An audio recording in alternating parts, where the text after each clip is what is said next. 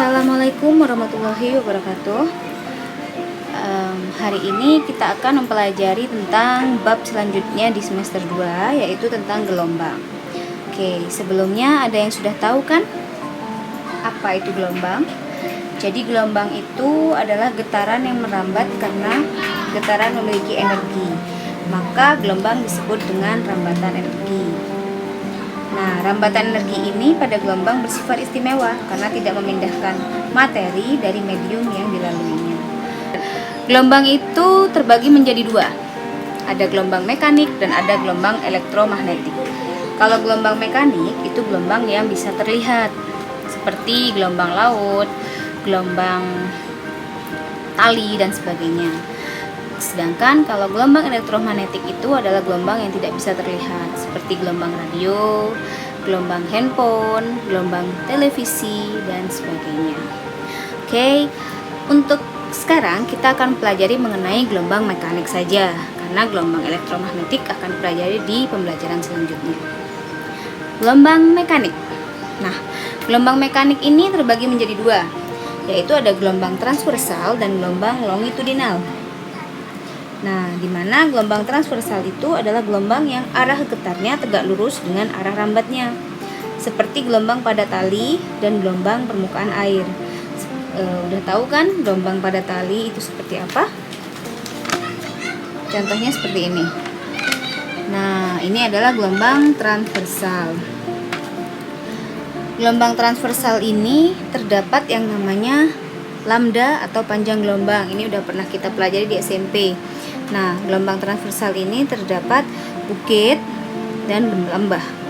Satu gelombang itu adalah satu bukit dan satu lembah. Jadi dari sini sampai ke sini.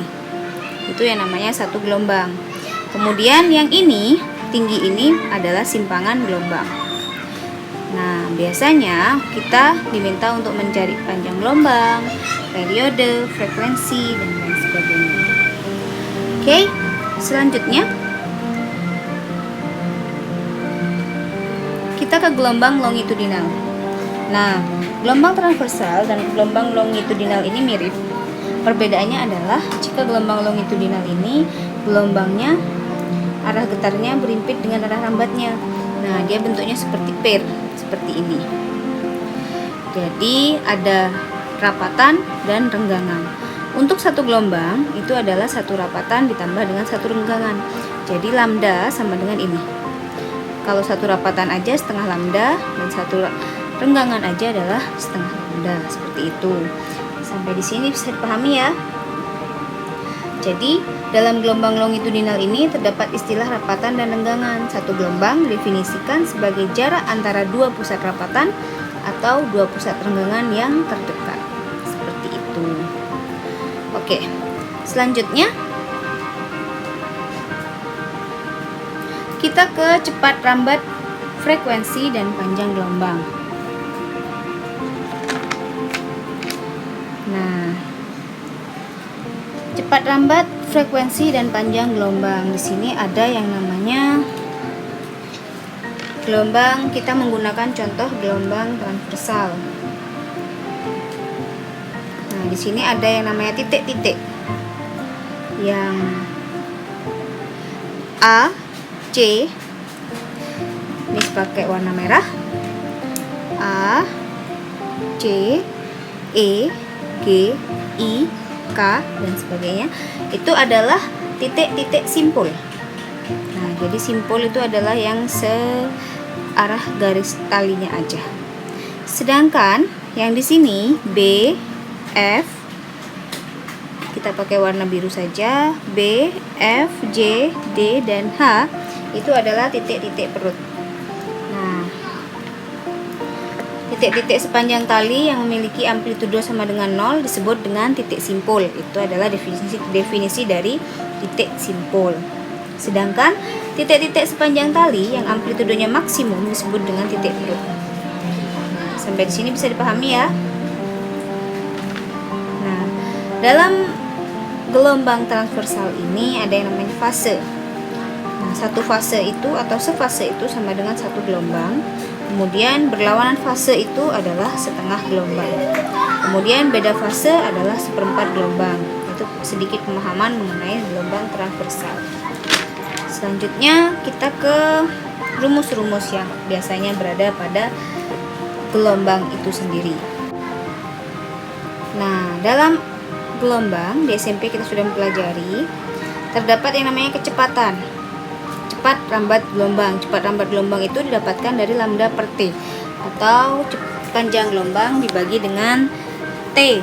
T itu apa? Periodenya. Sepertinya Miss tidak usah menjelaskan lagi ya, T itu didapatkan dari mana, karena SMP sudah pernah dijelaskan.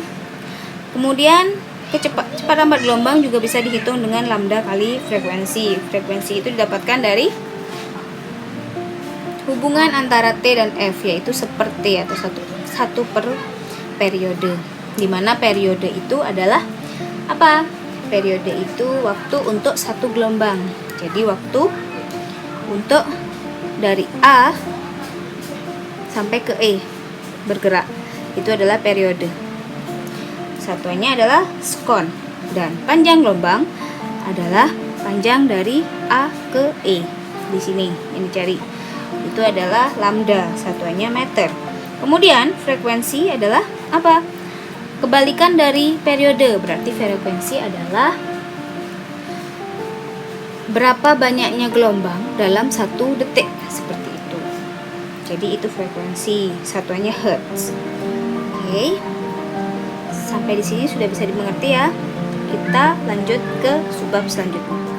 Baik, kita akan melanjutkan ke subbab selanjutnya, yaitu adalah gelombang berjalan.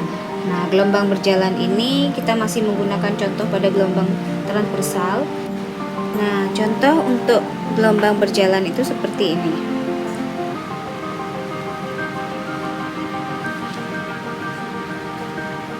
Kalau tadi gelombang transversal hanya gelombang pada tali saja, kalau gelombang berjalan itu ialah ketika talinya digerakkan.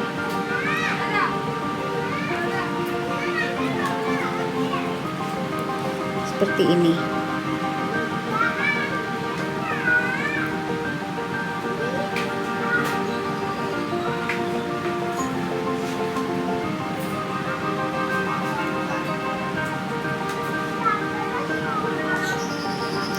Nah, seperti tadi yang Miss katakan,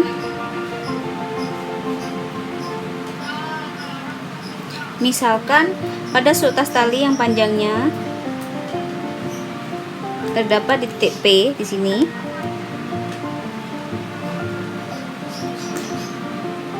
yang berada sejauh X. Nah, dari pusat getaran O, di sini adalah pusat getarannya. Jika cepat lambat gelombang adalah V, jadi cepat lambat gelombang ke kanan adalah V, yang ini, maka waktu yang diperlukan gelombang untuk merambat dari O ke P adalah, nah, waktunya apa? Waktunya adalah T.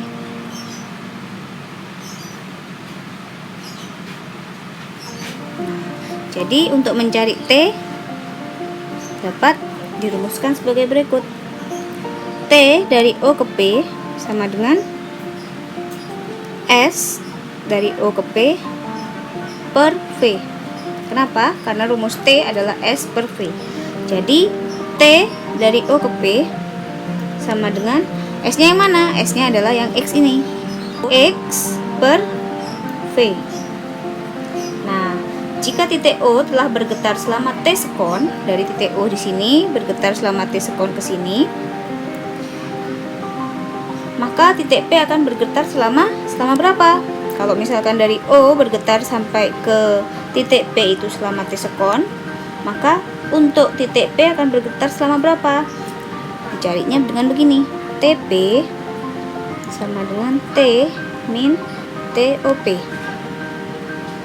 Jadi TP sama dengan T min X per V. Nah, dengan demikian simpangan gelombang untuk titik P, simpangan gelombang tadi yang mana? Yang ini kan? Sini simpangan gelombang. Jadi simpangan gelombang untuk titik P menjadi apa rumusnya? Menjadi simpangan gelombang itu simbolnya Y, menjadi Y sama dengan A sin alfa, atau YP sama dengan A sin omega TP. Nah, karena alfa sama dengan omega. Bisa dijabarkan lagi menjadi A sin 2pi per T dikali dengan T min X per V sama dengan A sin dalam kurung 2pi T per T besar atau periode dikurangi 2pi X per lambda. Jadi rumus untuk Y sama dengan atau simpangan A sin omega T min Kx. Nah, jadi rumusnya adalah ini untuk simpangan atau Y dalam gelombang berjalan. Nah, dari mana rumus-rumus ini? Ingat, ada catatannya. Ingat catatannya. Omega itu rumusnya adalah 2pi per T. Kemudian K itu rumusnya adalah 2pi per lambda. Lambda rumusnya adalah V kali T. T atau periode sama dengan 1 per F. Nah, jadi ini rumus-rumus yang harus kalian pahami. Boleh dicatat supaya tidak lupa, sehingga menghasilkan tadi simpangan. Gitu. Nah, tadi persamaan untuk simpangan berlaku untuk gelombang yang berjalan dari kiri ke kanan. Sedangkan kalau untuk gelombang yang berjalan dari kanan ke kiri, persamaannya berbeda. Nah, untuk gelombang berjalan yang dari sebelah kanan ke kiri, persamaannya tinggal mengubah di tandanya saja.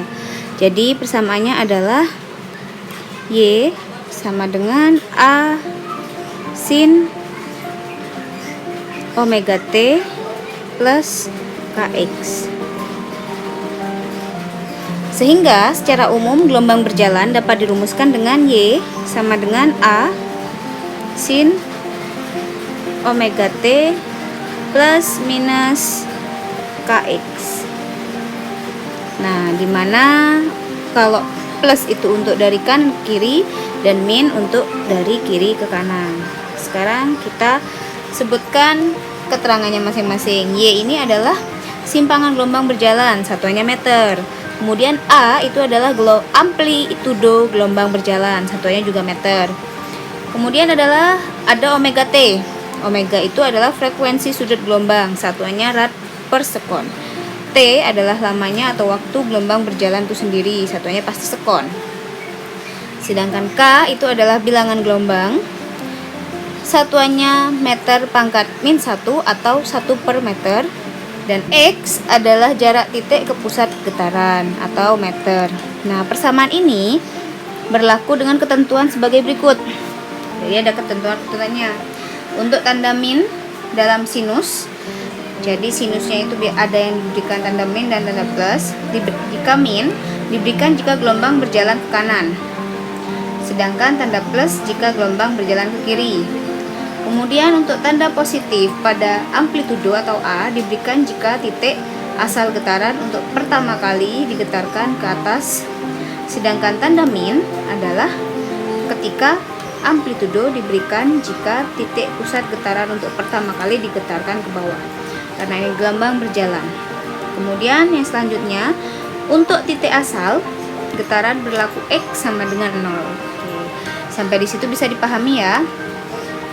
Jadi amplitudenya kita lihat kalau misalkan dia digerakkan ke atas duluan, perutnya di atas duluan, berarti dia positif. Kalau dia ke bawah duluan, berarti dia negatif. Oke, sampai di sini pembelajaran untuk hari ini. Selanjutnya kita akan ke subbab selanjutnya tentang sudut fase, fase dan beda fase, tentang gelombang berjalan, masih di gelombang berjalan.